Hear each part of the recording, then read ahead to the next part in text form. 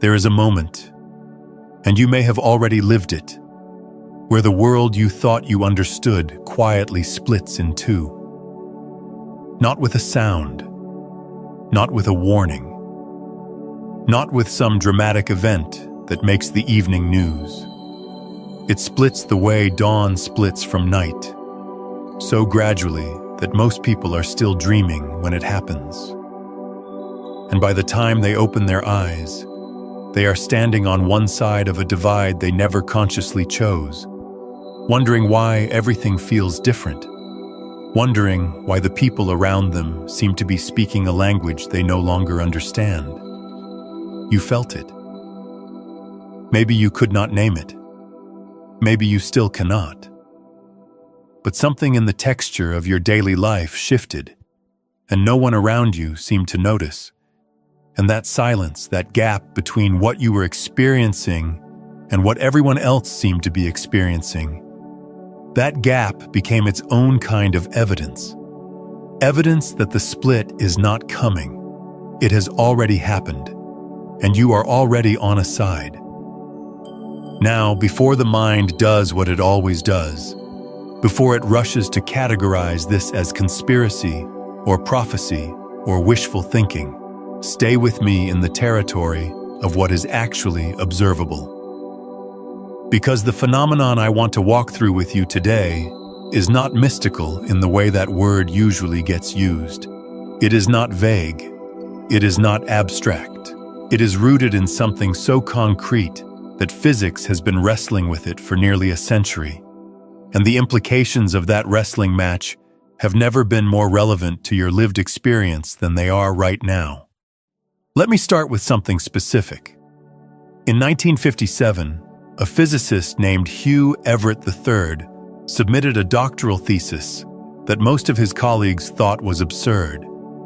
His advisor, John Archibald Wheeler, believed in it enough to shepherd it through, but the physics community largely ignored it for decades. What Everett proposed was a solution to one of the deepest puzzles in quantum mechanics, the measurement problem. And his solution was so radical that it sounded like science fiction. He said that when a quantum system faces a measurement, when a particle that exists in superposition is finally observed, the universe does not collapse into one outcome. It splits. Both outcomes happen. Both are real. But they happen in separate, non-communicating branches of reality. He called it the relative state formulation. The world came to call it the many worlds interpretation. Now, I am not here to argue whether Everett was literally correct about parallel universes branching every time an electron is measured. That is a debate for theoretical physicists, and they are still having it. What I want you to notice is the architecture of his idea, because that architecture maps onto something you are living through in a way that no one is talking about clearly enough. Everett's insight was this: the split does not require anyone's permission. It does not wait for consensus. It does not announce itself. It simply happens at the point of measurement, at the point of observation, at the precise moment when a system that could go either way is finally looked at. And once it happens, the two branches cannot communicate. They are both real, both valid, both continuing, but they are no longer part of the same story. Feel that for a moment. Two realities, both real, both continuing, unable to reach each other. And the thing that determined which branch you ended up in was not effort. It was not merit. It was not luck. It was observation. It was where your attention was at the moment the measurement occurred. This is the framework I want to hold as we walk through what is actually happening in the world right now, and more importantly, what is happening inside you. Because there is a split occurring in human consciousness that follows this exact architecture. It is not metaphorical. It is not a figure of speech designed to make you feel special. It is an observable divergence in how human beings are processing reality itself, and it has been accelerating for years, and it reached a kind of critical threshold recently. And if you are watching this, if something in the title pulled you here, if the words "chosen ones" did not repel you, but resonated with something quiet and persistent in your chest, then you are already on one side of that divergence. Not because you were selected by some external force, because of where your attention was when the measurement happened. Let me be precise about what I mean by the split, because this is where most conversations about this topic go wrong. They frame it as good versus evil, awake versus asleep, enlightened versus ignorant. And while those frames feel satisfying, they are actually a trap. They keep you in the same binary thinking that the split itself is dissolving. The real divergence is subtler than that, and it is more interesting, and understanding it accurately is the difference between navigating what comes next with clarity and stumbling through it with spiritual arrogance. The split is not between people who know the truth and people who do not. It is between two fundamentally different relationships to uncertainty. On one side of the divide are those who have learned to metabolize not knowing. They can sit in ambiguity without reaching for a premature conclusion. They can hold two contradictory ideas simultaneously and feel the tension without needing to resolve it immediately. They can watch their own beliefs dissolve and experience that dissolution not as a threat, but as an opening. Their nervous system has learned, often through suffering, often through the kind of dark night that no one would voluntarily choose, to treat uncertainty as information rather than danger. On the other side are those for whom uncertainty is intolerable, not because they are weak, not because they are less intelligent, but because their nervous system, their conditioning, the entire architecture of their meaning-making has been built on the assumption that reality is fixed, that truth is singular, that identity is stable, and that the ground beneath their feet is solid. For them, the dissolution of certainty is not an opening, it is an annihilation. And so they grip. They grip tighter to ideology, to identity, to tribe, to narrative, to anything that promises the solidity that is disappearing.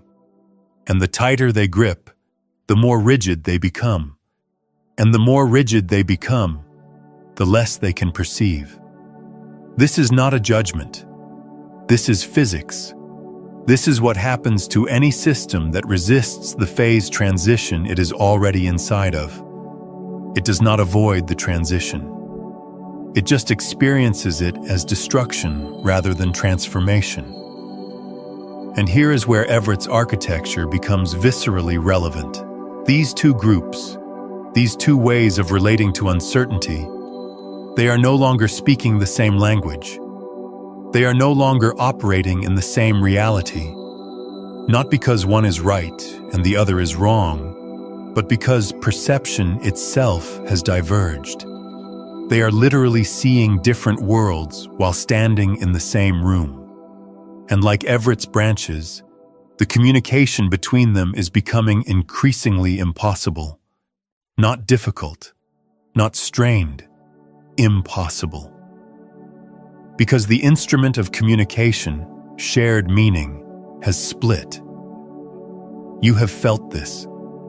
You have been in conversations where you said something that felt obvious, felt true, felt grounded in direct experience, and the person across from you looked at you as though you were speaking another language. And you were. You were speaking from a reality that has already shifted, to someone still standing in the reality that is dissolving. And the words were the same words, but the meaning underneath them had diverged so completely that understanding was no longer a matter of effort. It was a matter of which branch you were on. If this is resonating with something deep in you right now, take a moment to hit that like button and subscribe to this channel so we can continue exploring this territory together. Now let me go deeper. Now I want to go deeper into the mechanism here, because understanding the mechanism is what transforms this from a comforting narrative about being special into a practical understanding of what is actually happening to you and what to do with it. There is a concept in physics called decoherence. It is the process by which a quantum system loses its coherence, its ability to exist in superposition through interaction with its environment. When a particle that exists in multiple states simultaneously begins to interact with the larger world around it, it decoheres. It appears to collapse into a single definite state. The other possibilities do not disappear, according to many interpretations, but they become inaccessible. They decohere into separate branches that can no longer interfere with each other. Decoherence is what makes the quantum world look classical. It is why your desk appears solid, even though it is mostly empty space vibrating at specific frequencies. It is why you experience one timeline, even though the math suggests many are possible. It is the mechanism by which infinite possibility narrows into specific experience. And here is what I want you to understand. The split that is happening in human consciousness right now is a decoherence event. The collective human field, which for centuries has maintained a kind of rough coherence, a shared set of assumptions about what is real, what matters, what is possible. That field is decohering. It is losing its ability to hold everyone in the same superposition. And as it decoheres, it is splitting into branches that are becoming increasingly unable to interfere with each other. This is why you feel the separation. This is why the gap between your inner experience and the world's apparent narrative keeps widening. This is why the news feels like it is describing a planet you do not live on. This is why old friendships are falling away without conflict, without drama, just a quiet fading, like two radio stations slowly drifting apart on the dial until one becomes static to the other. You are not imagining this. You are not being dramatic. You are experiencing a decoherence event from the inside. And the disorientation you feel is the natural sensation of a system that is no longer in superposition. You are collapsing into a specific branch. And the collapse is being determined not by external forces, not by governments or institutions or algorithms, but by the one thing that quantum mechanics has always said determines outcomes: observation. Where you place your attention, what you choose to measure, what you consent to perceive.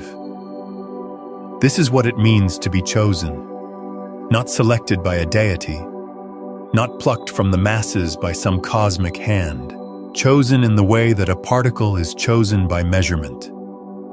The act of observation itself is the choosing. Your attention is the instrument, and the reality you are collapsing into is a direct function of what you have been willing to look at. Let me ground this further, because I do not want to lose you in abstraction. Let me describe what this actually looks like in the lived experience of someone going through it. There is a phase, and many of you are in it right now or have recently passed through it, where the familiar world starts to feel like a stage set. Not fake exactly, but thin. Like you can almost see the scaffolding behind it. The things that used to motivate you, career advancement, social approval, accumulation, the endless optimization of your external life. Those things do not stop existing, but they lose their gravitational pull. You still go through the motions sometimes, but there is a hollowness to it, a sense of performing a role that you have outgrown but have not yet replaced with anything else. If you've been doing everything right and reality still hasn't shifted, This is the one thing nobody has told you. You meditate, you visualize, you affirm every single morning, and still, somehow, the life you're calling in stays just out of reach. It is not your effort. It is not your mindset. There is something underneath all of it, quietly running the show. I am hosting a free live transmission where I walk you through exactly what that is and how to finally shift it at the root. The link to register is in the description below. Save your seat. The moment you see this, you will understand why you could not see it before. I want to pause here and ask you something. When did you first feel it? That moment when the old world started feeling thin, when the scaffolding became visible. I would love to hear your experience in the comments below. This is the interstitial phase, the space between branches, and it is deeply uncomfortable because the old reality is losing coherence but the new one has not yet solidified. You are in superposition, and the human nervous system was not designed to stay there comfortably. Everything in your biology is screaming at you to collapse, to pick a state, to land somewhere. And the temptation is enormous to collapse backward, to grab onto the old certainties, the old identities, the old ways of making meaning, because at least they are familiar, at least they are solid, at least they do not require you to tolerate this much groundlessness. But you cannot go back. And you know this. You know it in your body before you know it in your mind. The old branch has decohered. It is no longer accessible to you, not because it has been destroyed, but because you have lost coherence with it. You can no longer vibrate at that frequency. Trying to return to it is like trying to unhear a sound. The information has already changed you. The observation has already been made. The measurement has already occurred. And this is where the concept of being chosen starts to reveal its real meaning. Because the word chosen implies passivity, implies that something was done to you. But what actually happened is that you did something. You looked, you observed, you turned your attention towards something that most people are actively avoiding. And in that act of looking, you collapsed a wave function that cannot be uncollapsed. You chose, and the choosing chose you. It is not one or the other. It is both, simultaneously, the way a particle is both the thing that is measured and the thing that determines the measurement. I want to introduce another layer here, because this is where the conversation usually stays on the surface, and I want to take it somewhere it rarely goes. There is a phenomenon in quantum mechanics called the Quantum Zeno Effect. It was named after Zeno of Elea, the ancient Greek philosopher famous for his paradoxes about motion. The Quantum Zeno Effect demonstrates that a quantum system, if observed frequently enough, will not evolve. It will stay in its initial state. Continuous observation freezes it. The act of watching it prevents it from changing. This is counterintuitive. We usually think of observation as passive, as simply recording what is already happening. But in quantum mechanics, observation is an intervention. It does not just record the state, it locks it in. And the more frequently you observe, the more locked in the state becomes. Now apply this to the split. Apply this to the two branches of human consciousness I described. On one side, you have a population that is being continuously observed, continuously measured, by algorithmic systems designed to keep them in a fixed state.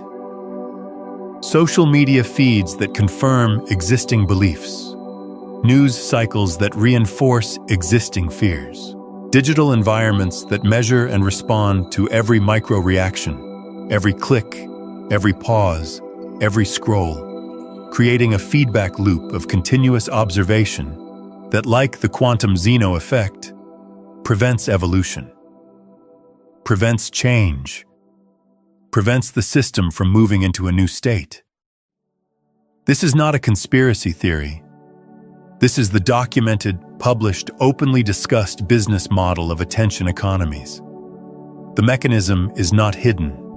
It is the product. Keep the user in a known state.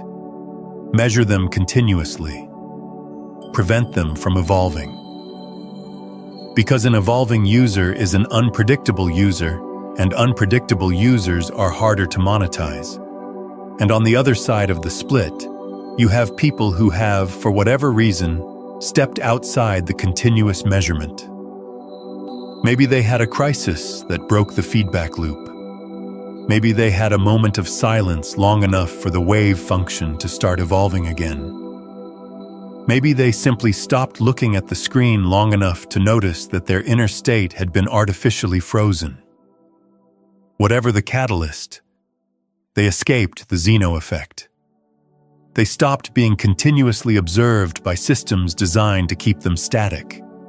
And the moment the observations stopped, the moment the measurement paused, they began to evolve, rapidly, irreversibly, into something that the old measurement system cannot even recognize, let alone capture. This is what happened to you. This is why you feel alien in spaces that used to feel like home. This is why conversations that used to flow now feel like speaking through glass. You escaped the Zeno effect. You are no longer frozen. You are evolving. And the systems that depend on frozen humans, the systems that profit from static consciousness, those systems cannot see you clearly anymore. You have moved outside their measurement apparatus. You have become, in a very real sense, invisible to the old world while becoming increasingly visible to the new one.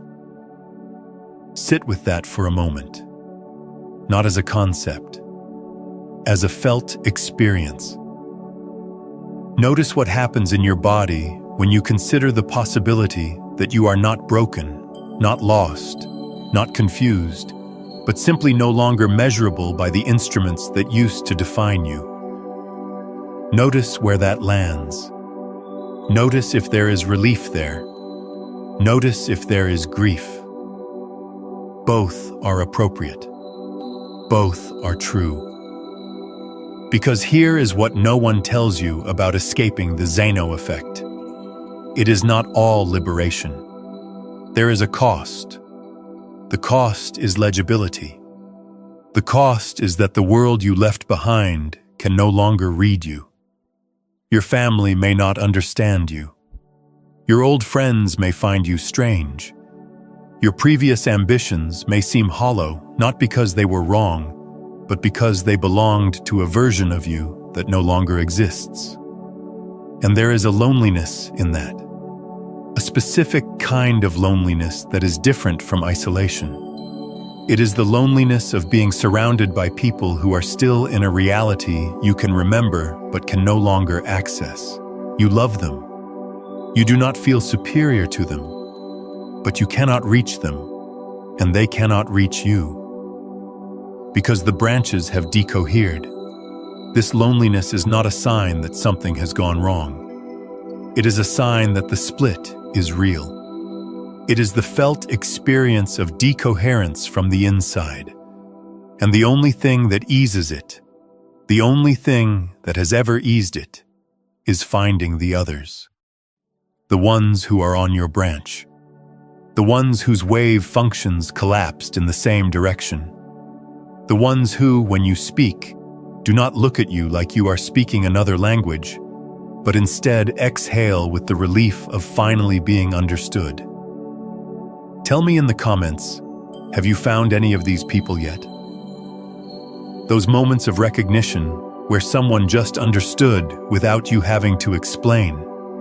I want to hear about those encounters. They are here. They are finding you. Not through algorithms, not through marketing, not through the mechanisms of the old world.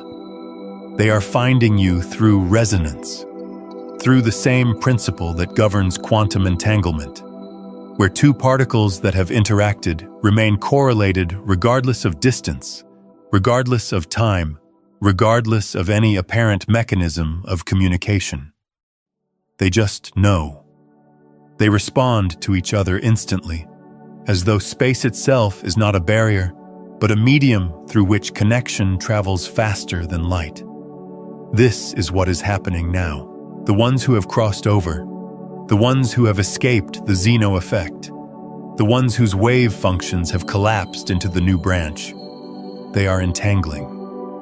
They are finding each other not through seeking, but through being, not through effort, but through frequency. And every time two of them meet, every time two of them recognize each other, the new branch becomes more coherent, more real, more stable, more capable of sustaining the kind of consciousness that the old world could not contain. I want to take this somewhere practical now, because understanding the mechanism is only half of the work. The other half is learning to navigate from within the branch you are already on. There is a practice that I want to walk you through, and it is specific to this understanding of the split. It is not a generic meditation. It is not a general instruction to raise your vibration. It is a precise attentional exercise designed to strengthen your coherence with the branch you have chosen, or more accurately, the branch that has chosen you. Find your breath. Not the idea of your breath, the actual physical sensation of air entering your body right now. Feel it at the nostrils. Feel the slight coolness as it enters. Feel the slight warmth as it leaves. Do not change it. Just notice it. This is the most basic act of observation, and it is also the most powerful, because in this moment, you are choosing what to measure. You are choosing to measure your own aliveness rather than allowing an external system to measure you. You are reclaiming the instrument of observation. Now, with your breath as an anchor, I want you to notice something specific. Notice the quality of the silence underneath your thoughts. Not the absence of thought, because thoughts will continue, but the space that thoughts arise in, the background, the field. It has a quality, it has a texture, and that texture is different now than it was a year ago, or 5 years ago, or 10 years ago. It is wider, it is more spacious, it is less cluttered with urgency. This is not your imagination. This is the felt experience of having moved to a different branch. The silence itself has changed because you have changed, and the reality you are generating from that silence has changed with you. Stay there for a moment. Just notice the quality of your own inner silence, and as you notice it, recognize that this noticing is itself the act that maintains your coherence with the new branch. This is not passive. This is the most active thing you can do, because in a reality determined by observation, the choice of what to observe is the choice of which world to inhabit. Now, I want to address something that comes up for almost everyone who reaches this point in the process. It is the question of responsibility. If you are on a new branch, if you have crossed over, if the split is real, what do you owe the old world? What do you owe the people still on the other side? Is it your job to go back and wake them up? Is it your job to pull them across? Is it your job to stand at the edge of the divide and shout until they hear you? And the answer to this question is one of the hardest truths in this entire territory. No, it is not your job. Not because you do not care, not because they do not matter, but because the mechanism does not work that way. You cannot pull someone across a decoherence boundary through force of will. You cannot observe for someone else. You cannot collapse their wave function for them. The measurement has to be made by the system itself. The observation has to come from within. This does not mean you do nothing. It means you do the only thing that actually works. You become coherent. You stabilize your own frequency. You live from the new branch so fully, so authentically, so unapologetically, that your very existence becomes a kind of signal. Not a sermon, not a lecture, not an argument. A signal. A frequency that others can tune into when they are ready. When their own Zeno Effect breaks. When their own continuous measurement pauses long enough for evolution to begin. If you are feeling the truth of this signal we have been tuning into, here is something I want to share. Have you spent years chasing manifestation, visualizing, affirming, raising your vibration, only to watch the same patterns repeat? Every traditional method assumes the same thing, that you are separate from what you want. That separation was never real. You were chasing a signal you were already broadcasting. Beyond the frequencies, a quantum guide to consciousness mastery walks through all 9 frequencies. From the dense transmissions trapping you, through the ascending currents, to the master frequencies where consciousness becomes the field. Every method you tried sent a signal outward. This one tunes the signal you already are. Every day you delay, your nervous system broadcasts the same old signal, and breaking free gets harder. So move on it tonight. The link is in the pinned comment below. Now let us return to how your coherence reshapes the field around you. There is a concept in biology called morphic resonance, proposed by Rupert Sheldrake. It suggests that when a critical mass of a species learns a new behavior, that behavior becomes easier for all members of the species to learn, even those with no direct contact with the original learners. The mechanism is not genetic.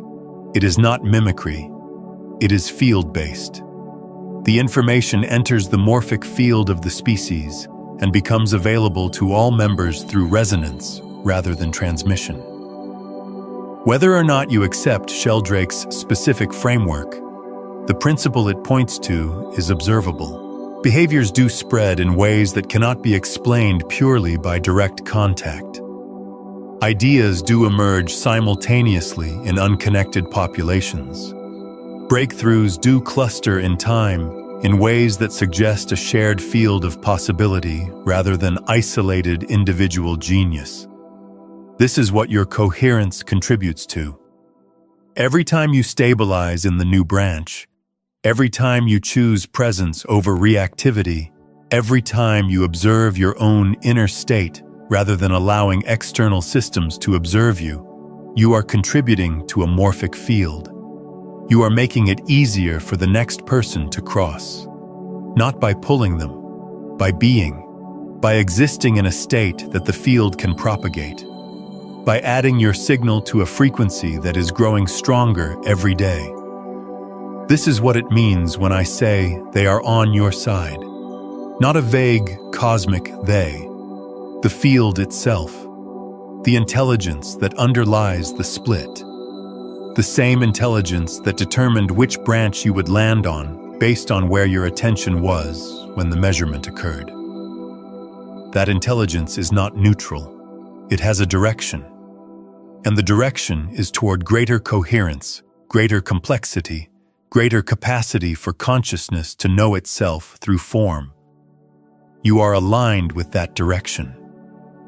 Not because you are better than anyone else, not because you earned it, but because your observation, your attention, your willingness to look at what most people are turning away from, placed you in resonance with the direction that reality itself is moving. You are not swimming against the current. You are the current, and the discomfort you feel is not resistance. It is velocity. Let me go deeper into something that I think is critically misunderstood about this process. The split is not a one-time event.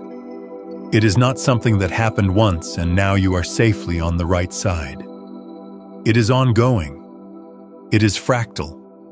It is happening at every scale simultaneously, from the global to the cellular. And within the new branch itself, there are further splits, further refinements, further decoherence events that will continue to narrow and clarify and purify the signal. This means that the groundlessness you feel is not temporary. It is the permanent condition of the branch you are on. The old branch offered solidity at the cost of evolution. The new branch offers evolution at the cost of solidity. You traded the comfort of a fixed reality for the vitality of a fluid one. And the fluid reality does not settle. It does not arrive at a final state. It keeps moving, keeps splitting, keeps asking you to release whatever you just grasped so that the next level of coherence can emerge. This is why the spiritual path, in every tradition that has honestly described it, is characterized not by increasing certainty, but by increasing comfort with uncertainty. The Zen masters did not arrive at answers. They arrived at the ability to live fully in the question. The mystics did not find God in a fixed location. They found God in the dissolving of every fixed location. The quantum physicists did not resolve the measurement problem. They learned to work within it, to use the indeterminacy itself as a tool rather than an obstacle. You are being asked to do the same thing. To stop waiting for the ground to solidify. To stop waiting for the new reality to become as fixed and predictable as the old one. To learn to move, to create, to love, to build, on ground that is always shifting. And to discover that this shifting ground is not a bug. It is the feature. It is what makes evolution possible. It is what makes you possible. There is a passage in the Tao Te Ching, the ancient Chinese text attributed to Lao Tzu, that speaks directly to this.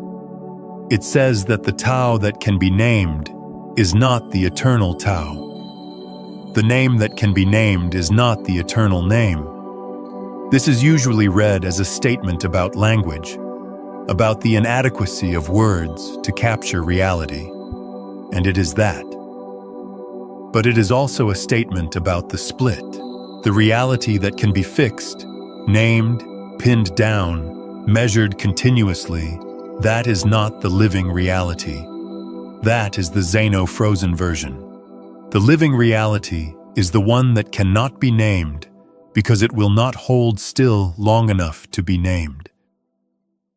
It is the one that keeps splitting, keeps evolving, keeps becoming something that the previous name cannot contain. You are in the unnamed reality now, the one that does not fit in the old categories, the one that your previous identity cannot contain.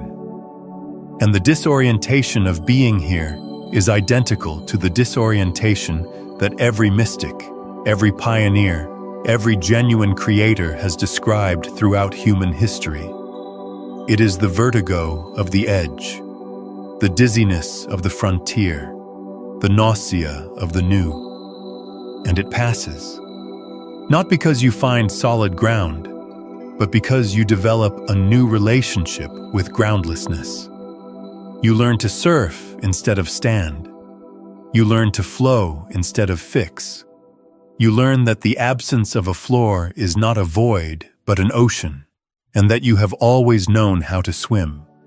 You just forgot because the old world told you that standing was the only legitimate posture. I want to return now to the question of what this means practically, daily, in the texture of your actual life. Because the split is not just a cosmic event.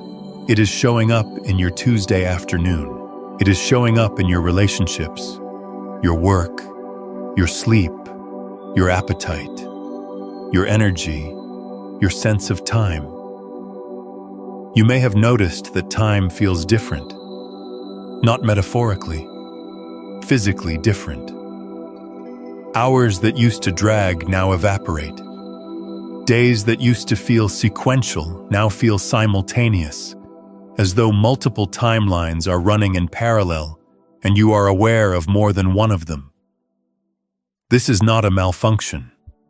This is what happens when consciousness expands beyond the linear measurement system it was previously confined to. Time is not changing.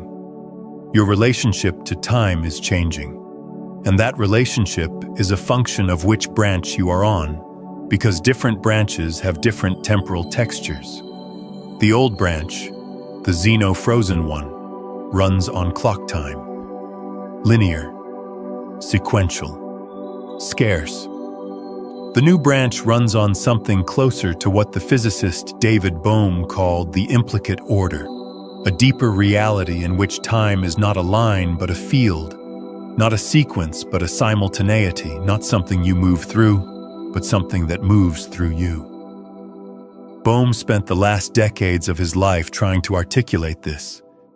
He had been a protege of Einstein, had made significant contributions to plasma physics and quantum theory, and then had turned his attention to the question that haunted him. Why does quantum mechanics suggest a reality so fundamentally different from the one we experience? His answer was the implicate order. He proposed that what we experience as separate events in space and time are actually expressions of a deeper, undivided wholeness, like waves on the surface of an ocean. The waves appear separate. They have different shapes, different sizes, different locations, but they are all expressions of the same water.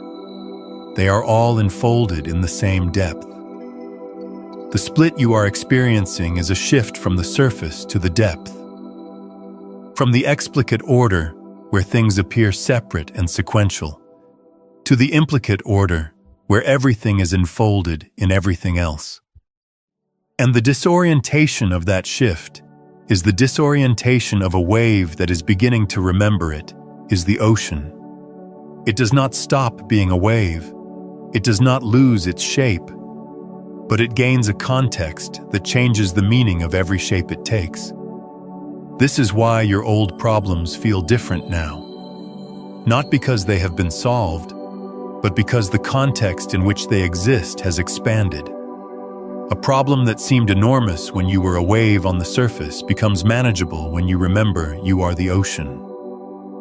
Not because the problem shrank, but because you grew. And this growth is not an achievement.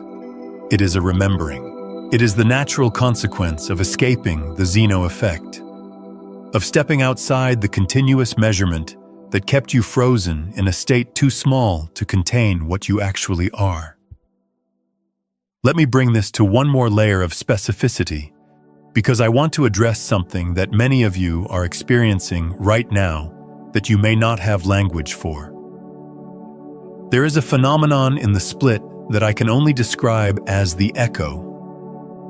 It works like this. You will be moving through your day, fully present, fully coherent with the new branch, and then suddenly, without warning, you will feel the old reality pull at you. Not as a thought, as a sensation, a heaviness in the chest, a contraction in the stomach, a sudden flood of fear or doubt or despair that has no apparent cause in your current circumstances. It feels like being grabbed by something invisible, like a hand reaching across the decoherence boundary to pull you back. This is not regression. This is not failure. This is the echo. It is the residual coherence you still have with the old branch, the quantum entanglement that has not yet fully dissolved. Because decoherence is not instantaneous, it is a process. And during that process, there are moments when the old branch and the new branch briefly interfere with each other, moments when the signals overlap, and you feel both realities simultaneously. The echo is one of those moments. The practice for the echo is specific and counterintuitive. Do not fight it. Do not try to raise your vibration. Do not try to think positive thoughts. Instead, observe it. Turn the full power of your attention toward the sensation without trying to change it. Measure it.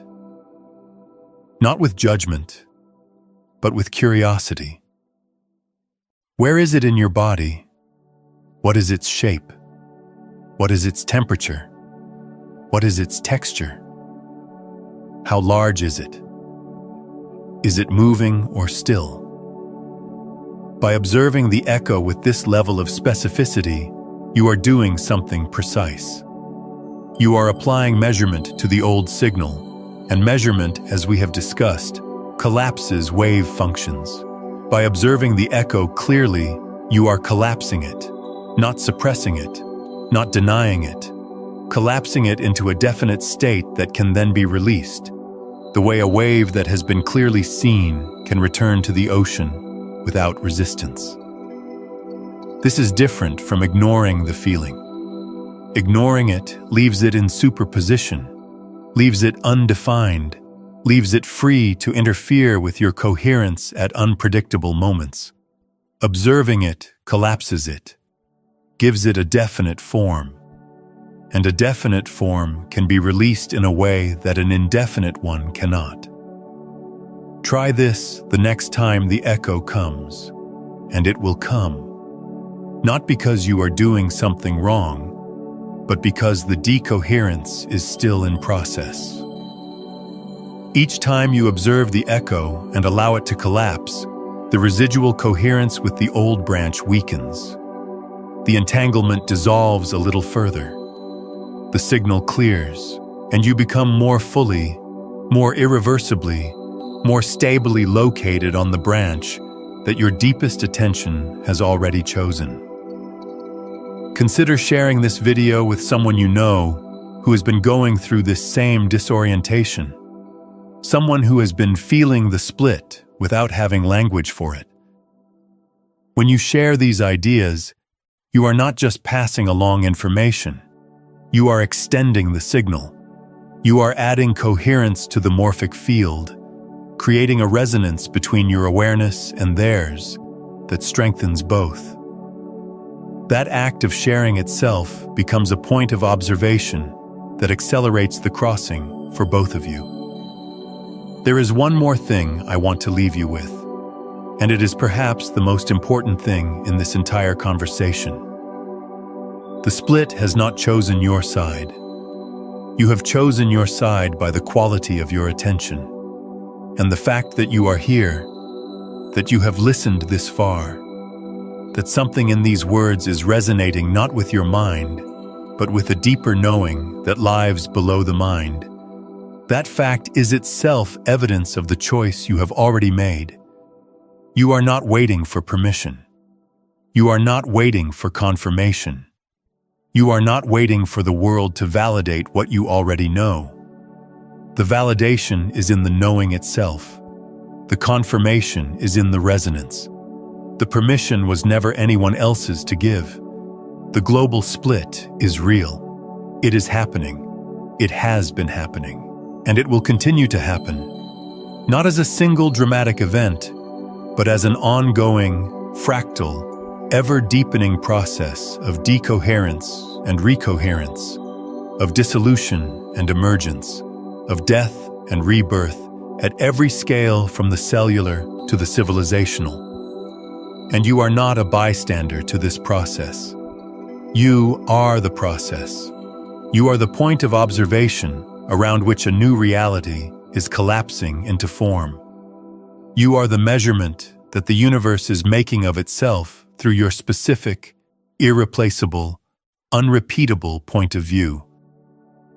The ones who are meant to find you will find you, not through your effort to be found, but through the signal you emit by being fully, unapologetically, coherently yourself. The field recognizes coherence. The field amplifies coherence. The field connects coherence to coherence across every apparent boundary of space and time and circumstance. They are on your side. Not because they chose you, because you are both expressions of the same deeper order, the same implicate wholeness, the same undivided intelligence that is using this split not to divide humanity, but to differentiate it. The way a seed splits not to destroy itself, but to become something that the seed alone could never contain. You are the becoming. The split is the opening, and the side you are on is the side of life itself, pressing forward into forms it has never taken before, through the only instrument it has ever had. Your attention, your observation, your willingness to look at what is actually here. Stay with that, not as a belief, as a practice, as a way of moving through every moment of every day on the branch that is already yours. The measurement has been made, the wave function has collapsed, and what has emerged is not what you expected. It is not what anyone expected. It is something that has never existed before, something that could only come into being through exactly the kind of split that you are living through right now. Trust the branch you are on. It is more real than the one you left.